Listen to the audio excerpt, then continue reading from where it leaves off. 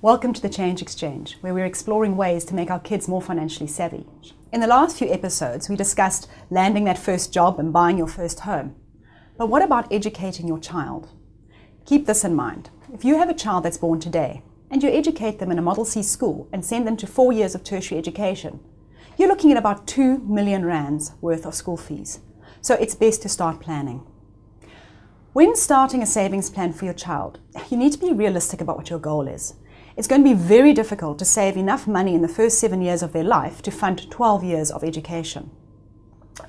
Rather focus on meeting that gap between your salary increase and school fees, as well as things like textbooks and school tours. When I talk about the gap, I mean that gap between your pay rise and the increase in the school fees. It's likely that school fees will increase by more than your salary each year. Education costs rise by about 9 to 10% a year, whilst most salary increases are not that high. If you earned 10,000 Rand a month in 1990 and spent 500 Rand a month on your child's education, you would have been spending about 5% of your income on education costs. If your salary only increased in line with inflation, you'd be earning 44,000 Rand today.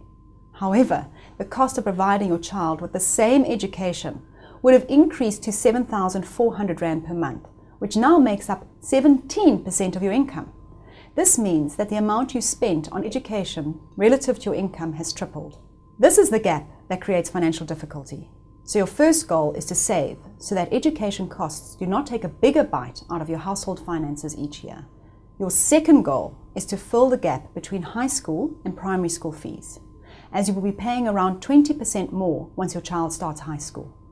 Even primary school fees often increase with each grade, over and above the normal annual fee increases. So let's break this down into a plan. If your child has not yet started school, put away the amount that you will be spending on school fees. In this way, you'll get used to living on a budget that includes school fees and starting a savings plan. If your child has already started school, calculate the difference between primary and high school fees. You will then have a realistic budget of what it will cost you for the next 12 years of education, whilst building up enough money to supplement those high school fees. So you have a plan, but where are you going to save?